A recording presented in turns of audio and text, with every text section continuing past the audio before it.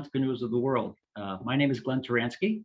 I'm a member of the advisory board here at One Business World, the host for Leading Entrepreneurs of the World. Leading Entrepreneurs of the World features entrepreneurs, founders, and business leaders presenting on cutting-edge topics and the latest in industry developments. Our goal is to provide the global business and entrepreneurial communities with the window into the minds of those who are shaping the future of our world. Today, we're very pleased to welcome globally renowned business and management thought leader, knowledge creator, author, and professor, Bruce Rosenstein. Bruce is the managing editor of the award-winning journal Leader to Leader, a publication from the Francis Hesselbein Leadership Forum and Wiley Jossey-Bass. Bruce is the author of Create Your Future, The Peter Drucker Way, and Living in More Than One World, How Peter Drucker's Wisdom Can Inspire and Transform Your Life. Bruce has worked for USA Today, where he was a writer about business and management books for the newspaper's money section, and has also written for the American Management Association, PBS Next Avenue, Forbes.com, Leadership Excellence, BK Authors Inc., GAMA International Journal, American Executive, Library Journal, Information Outlook, Online, and many other publications. He's a regular writing contributor and member of the advisory board for Corporate Learning Network. Bruce has studied Drucker's work for more than 35 years and has interviewed him for both USA Today and a number of his books. He's written extensively about Drucker and has spoken and presented at many business schools, conferences, workshops, companies, and organizations on this very topic. Since 1996, he's also taught as an adjunct professor at the Catholic University of America, the Department of Library and Information Science. So Bruce, it's a wonderful pleasure to have you here with us this afternoon. We look forward to your talk here and your presentation. And let me hand it off to you, and then I'll meet you on the other side, okay? Okay, thank you very much, Glenn. Thanks to you, and thanks to Stelios Tsakis, who I've known for quite some time, more than a decade, for inviting me to be part of this wonderful series. So I appreciate the introduction. I think it gives people a good grounding and kind of what I do and what I have done and kind of what I will do. So it's so important, all the things that Glenn just mentioned, it's just so important to be forward-looking, forward-focused, future-focused, all the types of things that he was talking about in terms of business, in terms of society, and certainly in terms of entrepreneurship. If we're talking about leading entrepreneurs of the world, it's just almost obvious to say that entrepreneurship is a very future-focused endeavor. So what I'm going to try to do today in our time allotted is to create this framework around the future and around being forward-focused in terms of your mindset, so that you can apply these concepts in your life and especially in your work. Now, there's the two books that Glenn mentioned. So my talk today is very much based on the research that I did over many, many years for both of these books. Create Your Future is the second book, and Living in More Than One World is the first book. And you see the foreword was written by Francis Hesselbein, who, of course, as Ben mentioned, is the leader of the Francis Hesselbein Leadership Forum, which is the co-publisher with Wiley Jossey-Bass of the journal where I'm managing editor, and I have been managing editor for the past 10 years. And here's this slide shows you a cover of Leader to Leader. And very briefly, what it is the whole concept is leaders writing for other leaders. So they're leaders of organizations of all types. Sometimes they're thought leaders. And we have we don't use staff writers or freelance writers. It's different authors, meaning different leaders, writing in each of our publications. So each of our quarterly issues. So you'll see on some of the slides, I've taken some things, the articles that we've done for Leader to Leader. And these are the things that have really influenced my research for this workshop today. So starting with Drucker, here's just a real basic thing, that this future-focused mindset that he had, the best way to approach the future is to keep it in mind as you go about your daily life and work. And what I felt from Drucker, and as Glenn said, have studied his work for many, many years, 35 years, is this profound central insight that he had that the future was almost like a way of being, a separate way of being, something that you keep in your mind as you go about your daily life and work, and especially as you make your decisions about that. And for those of you who aren't like totally up to speed on Peter, he died in 2005. He was almost 96 at that point. He was awarded the Presidential Medal of Freedom, which is the highest civilian honor you can have in the United States.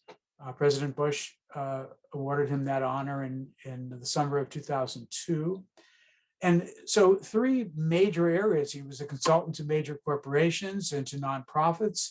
And you see there the Girl Scouts of the USA. And what's very significant about that is Frances Hesselbein in those days was the CEO of the Girl Scouts of the USA. And that's where she first started working with Peter. And of course, that kept going throughout Peter's life. Author of more than 40 books and really millions and millions of copies all over the world. Very popular, especially in Europe and in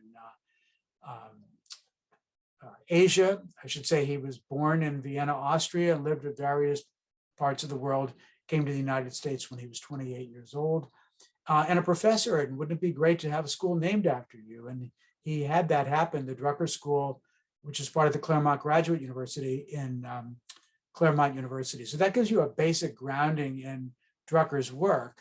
And I love this quote because this shows you how, in terms of the mindset, that you have to keep these things in mind. This was a great book that came out in 1974, 836 pages, by the way, called Management Tasks, Responsibilities, and Practices.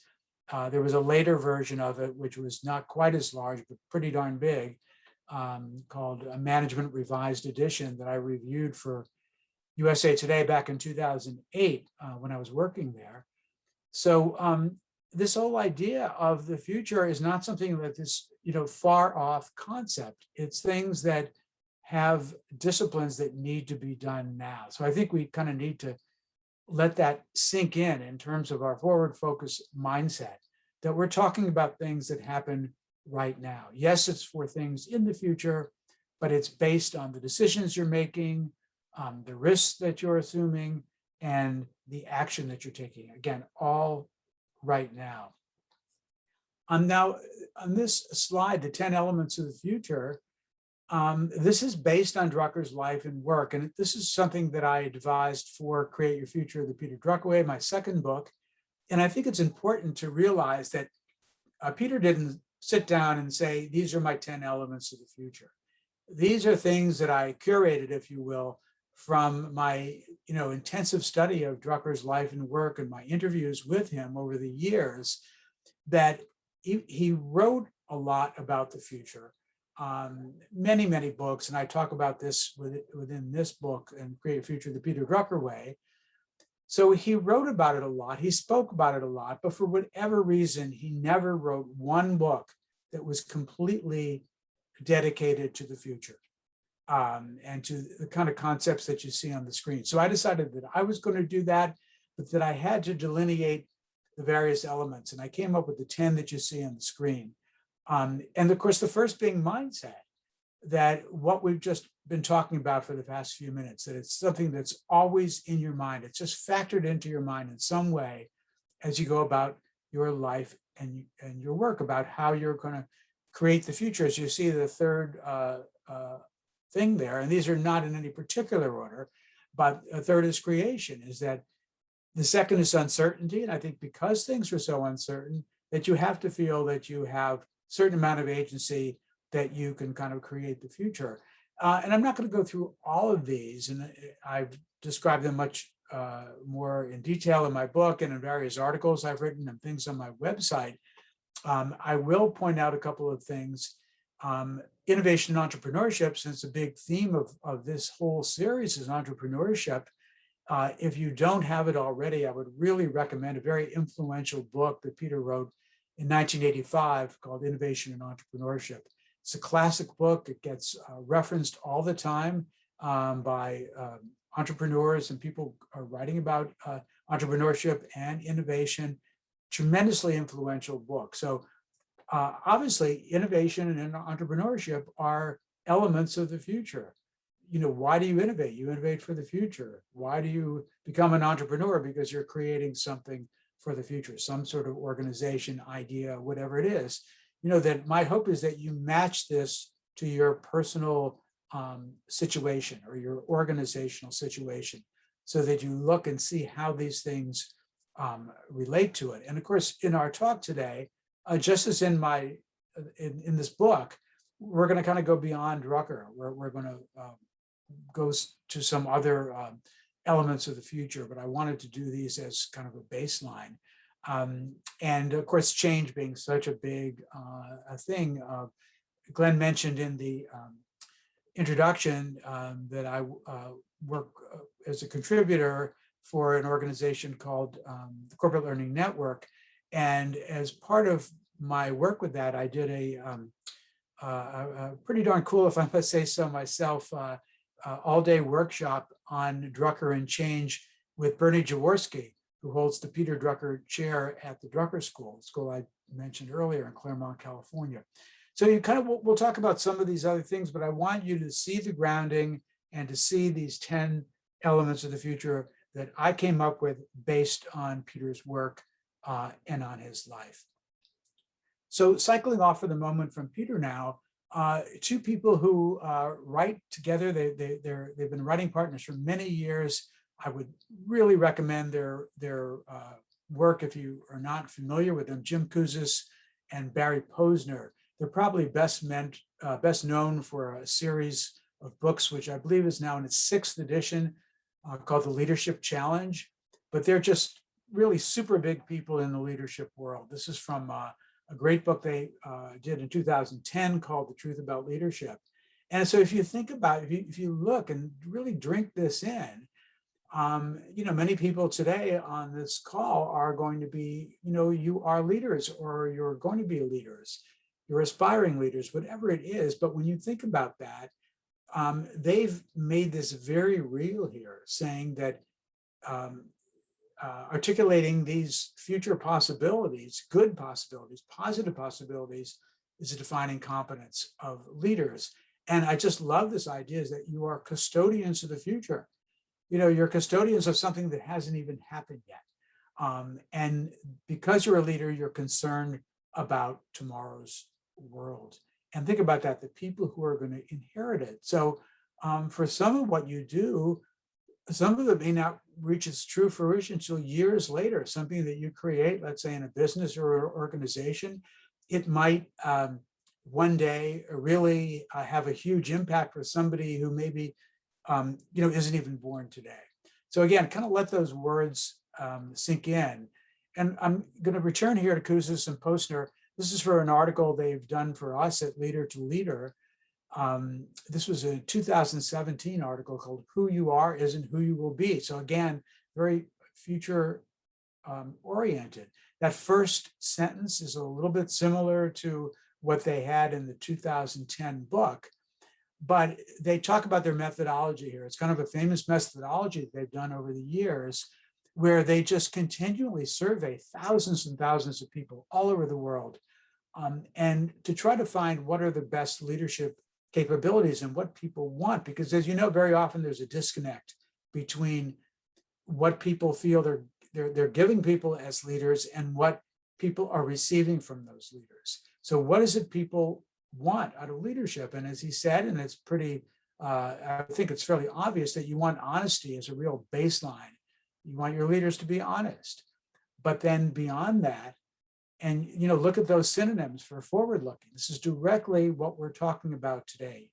Visionary, foresight, concerned about the future, having a good sense of direction.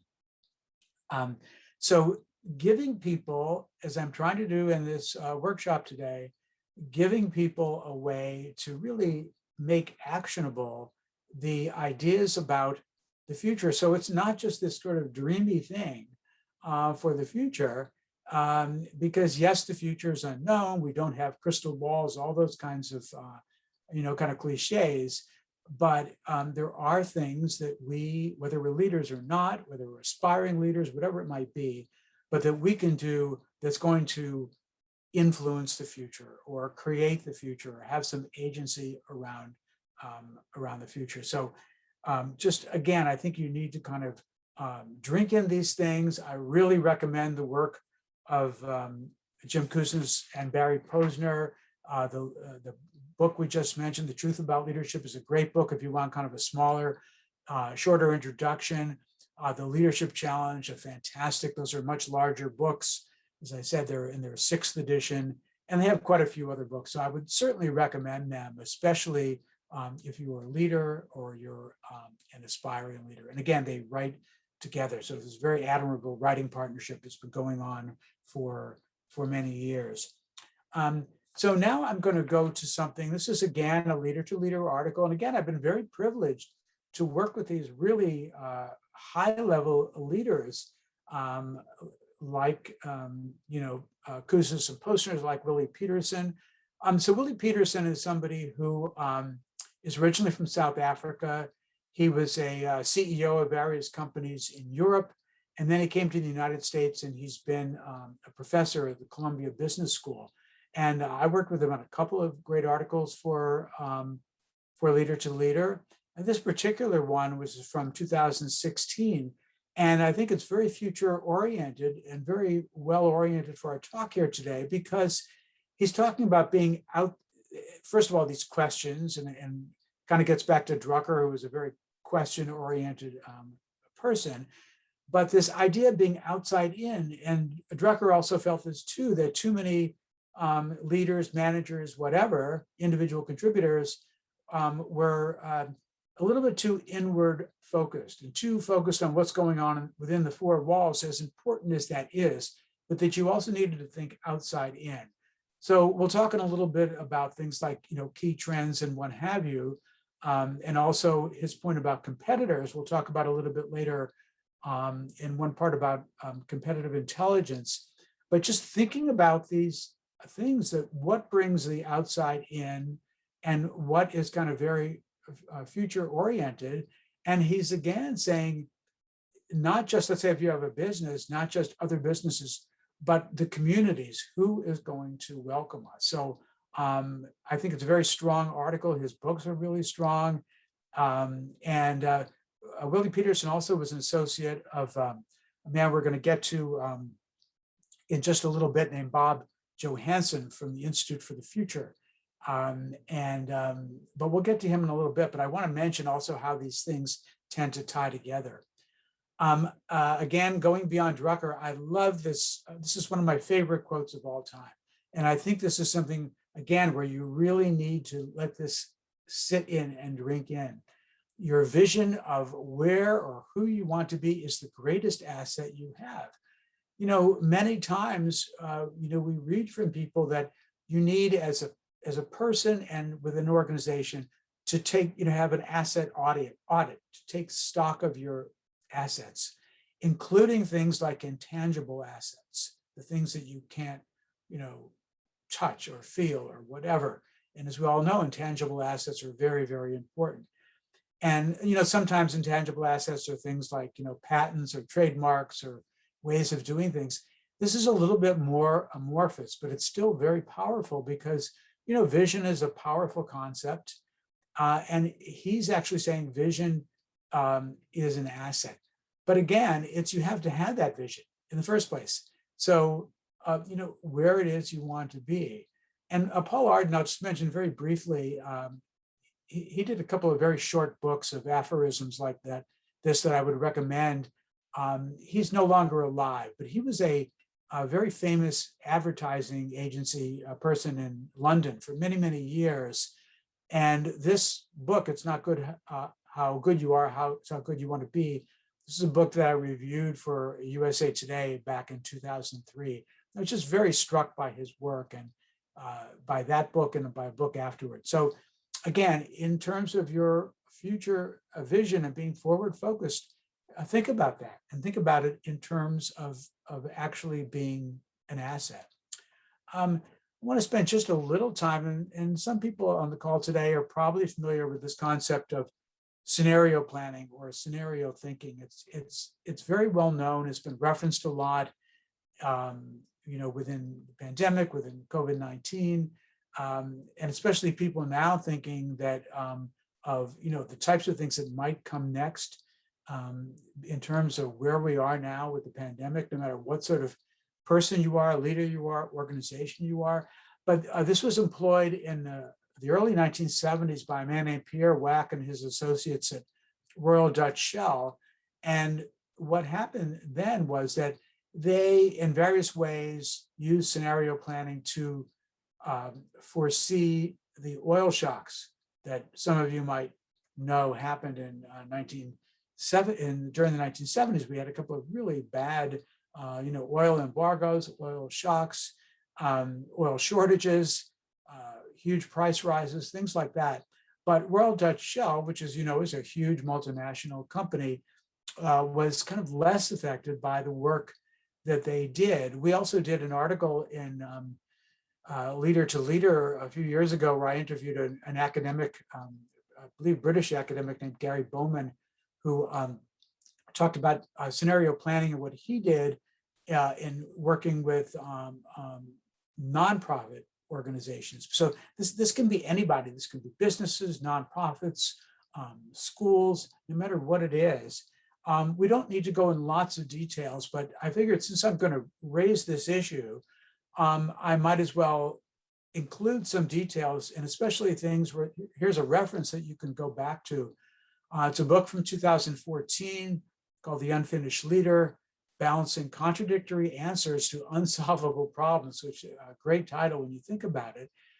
David Dotlick and his co-authors.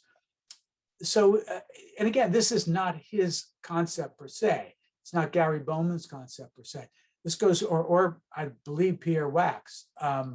They all added their different kind of flavors to scenario thinking, but my understanding of scenario thinking goes back at least to the 1960s, if not before.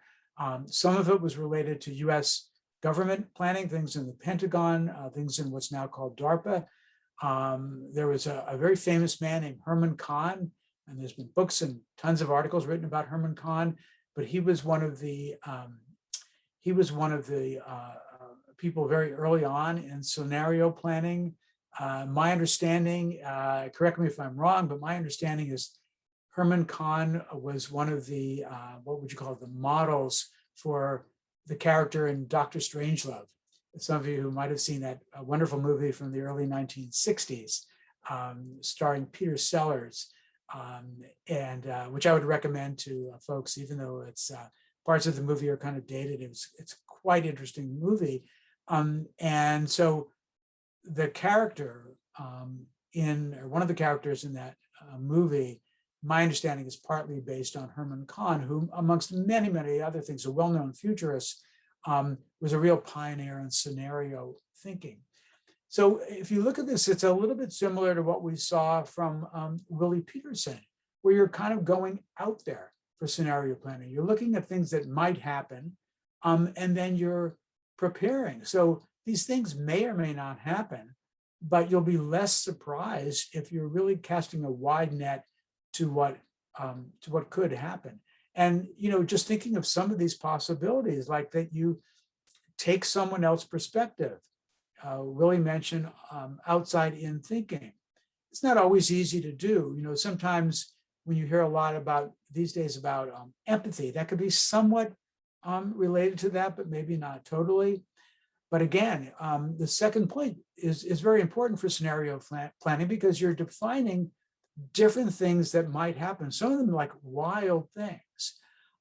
Now, we don't have to belabor the point, but we would have to think for many different organizations pre-COVID. So we're talking 2018, earlier in 2019. You would have to think that if organizations were doing scenario planning, they would have to think maybe not specifically about COVID-19 itself, but there had been other pandemics in the past. There had been as you know, even recent things like Ebola and whatever. So you would have to think this is not such a wild thing. Let's just say you're in 2018. This is not such a wild future possibility that you're going to have a pandemic, or that you're going to have a really, really bad pandemic that's going to snarl your business completely. So if you're doing these types of scenario plannings, part of what you're doing is saying, not just that this could happen, but what might we do if one situation is, let's say if you're an airline that you can't fly anymore, or if you're hotels that travel is going to become so restricted that you're not going to be able to basically open your hotels for weeks, months at a time, whatever it is. Again, I would recommend looking at this book, but not just this book. There's just tons of material out there about scenario planning. And I guarantee you that lots of companies, I believe, are doing it even more now because of COVID-19. They've seen sort of worst case scenarios. And maybe it's not even, when you think about it, unfortunately with COVID-19, that's maybe not even the worst case scenario. So that you're thinking even more wild thoughts. And when you do this, by the way, you're doing it kind of ahead of time. So it's a little bit of a safe space to do this in. You're not doing it in real time. So again, I would really recommend thinking about it in your organization.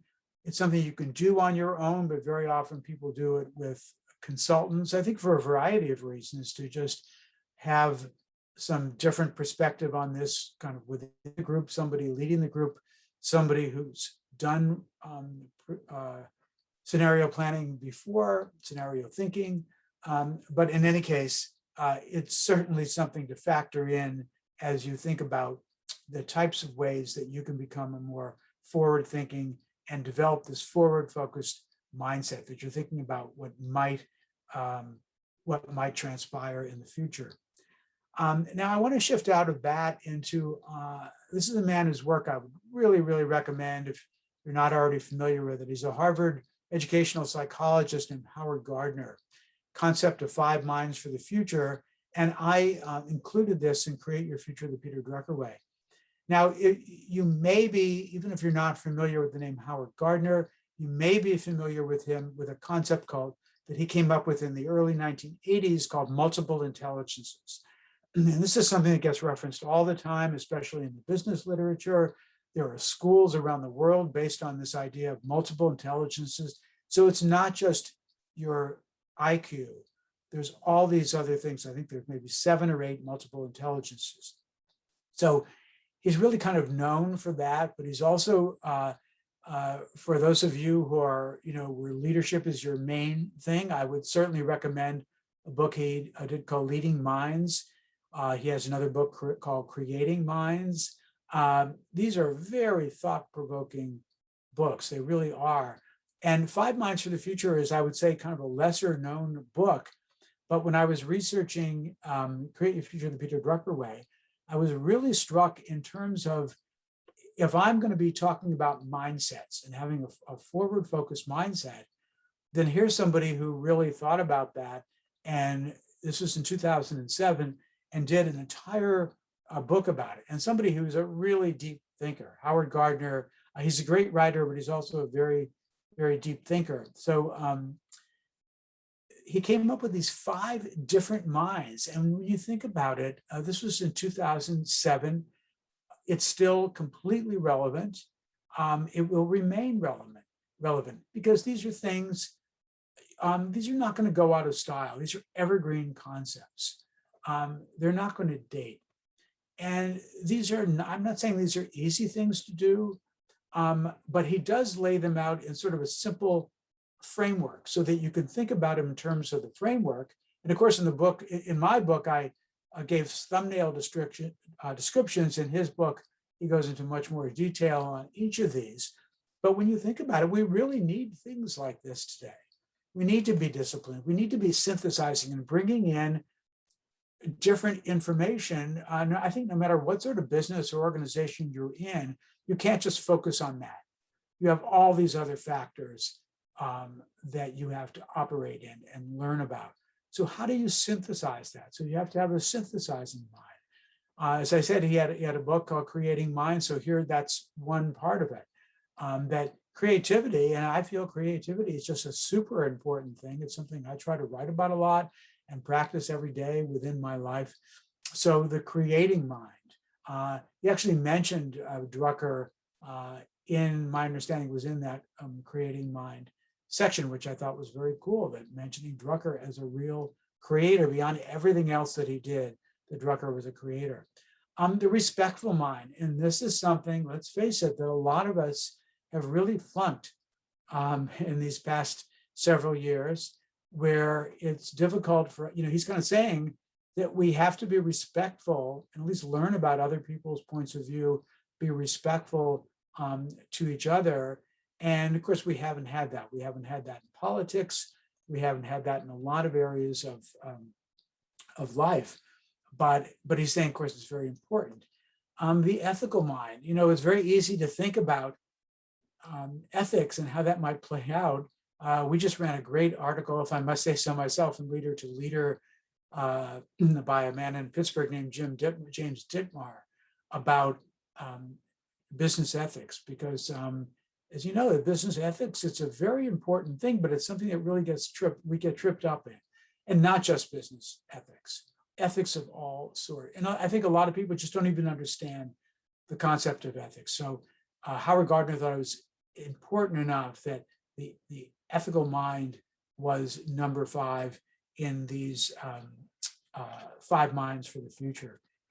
So really, in this workshop today, I feel that it's not only the content of what I have on the slides, but going back on your part as participants' part, going back to some of these authors and leaders that I've mentioned, and really looking at some of their work on the future and otherwise, and what you can learn from that, and how you can apply that in what you're doing, whether you're, whether you're in school now, whether you're planning to do a business, whether you're in a business, whether you're maybe involved in some sort of social entrepreneurship venture. We've done a number of articles with very interesting social entrepreneurship folks at Leader to Leader, so that you kind of go back and what can you learn from people like Cousins and Postner? What can you learn from Howard Gardner? Folks like that who are really deep thinkers, but also have made this work very, very actionable. Now, I mentioned when I was talking about Willie Peterson earlier, I mentioned Bob Johansen. And Bob, for a number of years, was the head of something called Institute for the Future, a group I would really recommend that you check out in Palo Alto and Silicon Valley. And Bob is just a super important, he is important, but super interesting guy. I worked with him on a couple of Leader to Leader articles. He and I share a publisher, Berrett-Koehler, that did my first book. And as you see, the source here is a book of his called Leaders Make the Future, 10 New Leadership Skills for an Uncertain World. So Bob was really involved in Silicon Valley before it was called Silicon Valley. He knows all sorts of people out there, and he has known them for many years. And Bob is one of these people who kind of lives in the future, which again is very, very admirable. And his books, I would recommend any of his books, super interesting books. We don't need to go through all these things, but I think the headline here is learning about, whether you learn about it from his books or articles he's written or videos he's done, taking some of these concepts, even if it's just one or two, and saying, and these are not obvious concepts when you think about them, not all of them anyway, and think about how can I apply them? We go back to the Gardner slide talking about, kind of learning, and here we see where he's talking about this immersive learning ability, really kind of getting involved with things. And that's what he himself has practiced for many years. We talked about empathy before. So he talks about bioempathy. So Bob is very interesting because he's a big thinker, but he can also really get into the nitty gritty on some of these concepts, which I think is very interesting. This is from one of his leadership articles for Leader to Leader, came out in 2018 about new leadership. This is the whole idea of energy. And, this is a concept that can be quite amorphous in people, energy. Well, what does that mean? But there have been some people like Bob and others who've really been able to take the concept of energy and they've been able to distill it and delineate it in their books and in their articles. I should also say that Bob did a lot of work with the US military over a number of years. And he talked about, especially in the most recent article he did for Leader to Leader, which is not part of these slides, but he talked a lot of the specifics about what he learned from interacting over a period of years with people in the military. And when you really stop back and think about it, I mentioned earlier Herman Kahn and some of these futurists who work with DARPA, as Bob did, that a lot of these concepts for the future and a lot of the devices, let's say, that we take for granted in our world are things that really had their early years, in many cases, from research that was done. The internet came out of DARPA. So things that were done, things that were created, organizations like DARPA that were created for the military back in the, let's say, 50s and 60s, but that they were able to commercialize a lot of this work, or a lot of the people who worked with them, then came in maybe to the academic world or the organizational world, as Bob did. So that they're kind of this synergy between some of the cutting edge things that have gone on in the military and what we've done now for the leadership world and the world of futurists. And I should also say that I referenced Bob books and a number of other books in a blog post that you can just get on my website about, it was basically about books, 42 select books on leadership. So I just did 42 different futurists like Bob and some of the others, and then did just one book by that person. So you could see that on my website, and that gives you kind of a breadth of a number of different people who are working in this space. But again, look at these things that he's talking about. This is not something, kind of far out.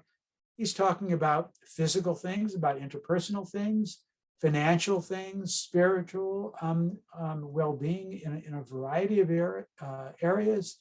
So how do these things come about?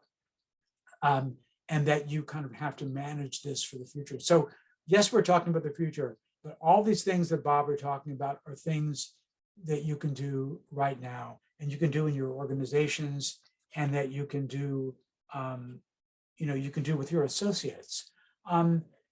So I always like having resources. I mentioned the 42 books a few minutes ago, but how do we, we need to find the future, and we need to bring it into focus beyond the things I've already talked about.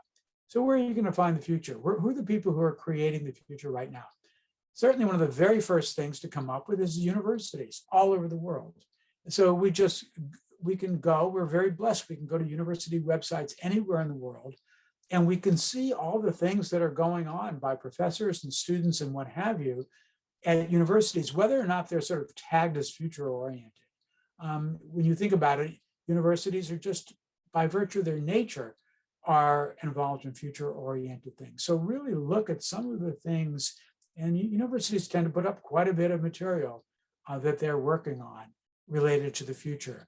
I think you can form groups, including book groups, that would talk about the future. Related to this is workplace events, whether these days they're virtual or not, but having workplace brown bag events where you maybe bring in guest speakers who talk about these topics.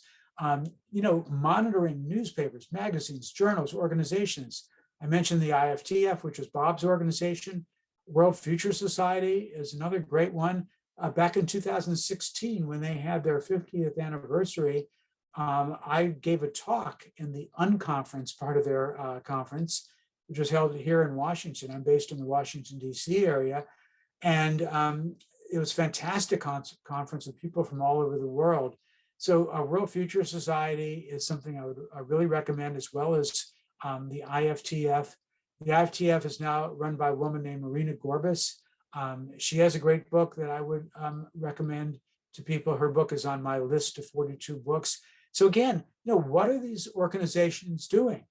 how is it playing out for the future? What can you learn from it? And of course, there are a number of think tanks who are dealing with the future. Looking at demographics, looking at government statistics, all these things very available online. I'm going to skip ahead to the prizes. I'm a big fan of the MacArthur, what's known as it's a colloquial term, the Genius Grants, very forward-oriented prize. They were just given out about 2 weeks ago. They're given out every October. If you're not familiar with them, I would go online very soon and look at what's online about the MacArthur grants and about the 2 or 3 minute videos they do with the winners every year. Absolutely fascinating material. Competitive intelligence, I don't want to go into a lot about this, but I included material about competitive intelligence, and we're here, sometimes this term gets kind of a bad rap because I think there are unethical people who do competitive intelligence, but there's a lot of very sound ethical people who do it. And I wrote about this concept in Create Your Future, and I interviewed several of the really big players in this area. And one of them is a man from Craig Fleischer from a company in the Midwest called Aurora WDC. So if you read that quote, he's talking about that competitive intelligence is something where you get, you envision a desirable future, very similar to what we talked about with Kouzes and Postner before. And I love this idea of peering around corners. So that's what competitive intelligence is. And I think competitive intelligence is something you can do on your own. But again, there are companies like Aurora WDC and many others who have a variety of kind of software solutions for them. But the idea is to really look into this and how in an ethical way you can, we talked earlier about, in the Willie Peterson slide about competitors. So, how do you learn who you are, your potential competitors, your current competitors, about what it is they're doing, what business or do they feel that they're in? What fields are you possibly going into? So I would look into, and Craig, by the way, has also written a number of really interesting books. He's a very forward thinker, scientist. So I would recommend what he's done. And so just as we close up before we go to Q&A, one of the devices in Create Your Future the Peter Drucker way is I came up with a notebook because I feel it's very important to capture these things in a very tactile way. Now you can do this on computer, but I think a lot of people like to do this in just by writing it out. Bullet journals, things like that are very popular now.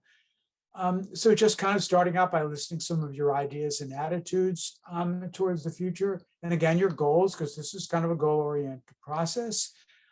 Who's got that information? So you're adding to this all along.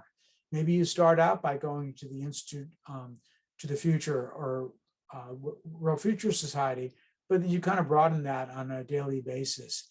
And the people that you can contact and you can learn. So maybe you contact some of these folks through social media or elsewhere. Who knows, maybe you get an informational interview with some of these people, but that how you can realize your future goals. So again, I'm happy to talk with people more about this idea of the Create Your Future notebook or anything else we've talked about. But before we go to the Q&A, I just want to thank people for participating. Please email me. I'm at rosensteinbruce@gmail.com. My website is my name, brucerosenstein.com. You can add me on LinkedIn if we're not already connected. I'm very active on LinkedIn. I'm very active on Twitter.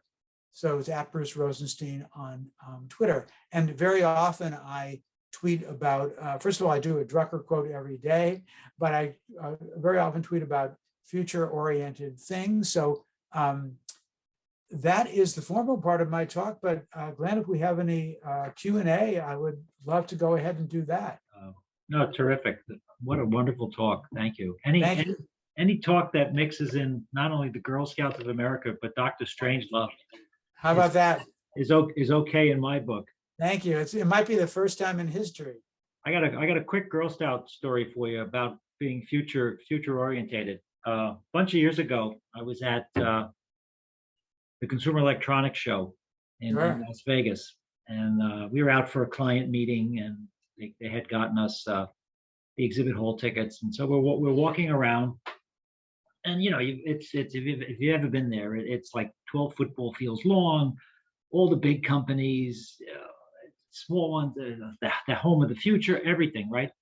And lo and behold, I'm walking down one of the aisles, and here's a little table with the Girl Scouts of America, Wow. with a little banner and a scout and like and one of the scout leaders there. And I said, "What are you guys doing at the Consumer Electronics Show?" And they held up their phone and said, "We're here premiering our cookie app." Oh, wow. How Oh, that's about that? fantastic. That is fantastic. Wow. That was Yeah. about, I don't know, 7 years ago. It's like, wow. How about that as you go? That's a great anecdote. I did not know that. What an amazing body of work, with all of the different. I mean, you can certainly you understand where your Library of Science background comes from. I Right. mean, Yes. you are the epitome of the card catalog. For those, Thank you. Yeah. Human for card those, for catalog. those of us that miss that, and I do. I mean, just a couple of really things that stood out for me. Forward looking, you had that down. Second only to honesty. That's as one of the most admired leadership qualities. It's a huge thing, isn't it? Yeah. Unbelievable, very impactful. Some of the five minds pieces you had, the fact that, as you mentioned, they're evergreen, they don't go Right. stale. They never will go stale, right? These are good. You practice these. And I'm a big bullet journal fan, so I'm a big believer in that, because you never know where the next idea is going to come from, right? Exactly. As you jot all of these types of things down. The other point I thought that was really interesting as well, the outside in kind of look, and the fact that a lot of times people lose sight of the community they're in, right? Or the business is, you're a neighbor, right? Your factory, right. Your office. I mean, you're part of that town, right? How are you kind of supporting that town, and will they welcome you, right? Right. Yeah. And Drucker, I think, felt the same way, kind of getting beyond the four walls and talking to people in the community, and what is it they value, as Willie Peterson said. So I thought his work, one of the reasons I included it today, it was very congruent with Drucker's work. And Drucker said that because your work is, if you're an organization, let's say, you're impacting the community that you're in, and you're employing people in the community. And if you're not kind of a good neighbor, for lack of a better term, you're really going to have some problems. So to just be focused, yes, it's important to focus on what's going on within your four walls. But if you don't do that, if you don't go beyond that, it's no good. And I think maybe that's one of the things that defines leaders, because leaders have to find a way to do both, to know what's going on within the four walls, but to also go beyond that. And I think that's, even kind of what you said about the Consumer Electronics Show, is that you make the time to do things like that, to go to conferences. I mentioned when we had the 50th anniversary of the World Futurist Society and their conference that year, so that you somehow make the time to do these things. And I've never gone to the show, but one anecdote I will give you is that one of my close friends named Angela Titone, who was my colleague for many years at USA Today Library, works for that organization. And part of her job is to be at that show every year. So, it's obviously a super future oriented thing to have a show like that. So if you're in some business or organization that's in any way involved, that you kind of make it your business to do that, and to be out there at places like that, and also so you're visible doing that. Well, it goes back to you had the quote up from 1974. The word that's in every sentence is now. Right. Exactly. Yeah. It's not strategic planning, and we're going to be doing the 3 to 5 year look ahead. You got to start making those types of decisions now. I mean, you had some transparency, empathy, and quiet transparency. That's even more striking. And the one that struck me, and given the era that we're in, especially on social media now, right? Smart mob organizing. Yeah, Bob Johansen. Yeah, yeah. How do you, kind of do that, and especially again with the social with the online world so prevalent. So I think a guy like Bob, because he was involved with things like that in the 70s, before, in a way, before it really existed. So I think that he feels comfortable now, even though this is a very changing world. He's worked in aspects of this world for close to 50 years, which is quite amazing. Now, I think when you put your two books up, I think on the first one you had Daniel Pink, I think, as one of Right, your. Daniel Pink was nice enough to endorse my book. Yeah, I've read his Drive book. Yeah, great book. As we chatted beforehand, I'm taking some master's classes here in healthcare administration, and the leadership class featured Drive as one of the Really? every week read a couple of chapters, and a lot Wow. of tremendous insights in there. So I mean, you are surrounding yourself with some amazing Yeah. folks here, and just on your own here. I mean, you are so impactful. These Thank you. as we mentioned, I've been doing some university teaching here, and from creating the future, that was the number one place on your list. That you think of the entrepreneurship programs, you think of the student consulting networks that are out there, or the leadership groups, the investment funds at these colleges. That's all forward looking. Sure, Right? exactly. And they're getting an opportunity to kind of practice what they're learning real time, right? Which is pretty fascinating stuff. It really is. So I salute you doing all that, and it's because you're creating the future leaders of the world, and that's why I was saying in that slide about the university websites that there's just so much information that these schools put up. It's incredible, and we really can learn a lot. And even if they don't tag it as a future thing, it's still. I mean, a great thing is, let's say if you go to MBA programs and they put up links to the professors and the research that they're doing and the articles that they've published, or the preprints of things. So there's so much that we can learn just by going there. And again, this is inherently future oriented, and it's for the benefit, in this case, of the students at the school, because they are, the future is theirs. They're going to be the ones creating the future.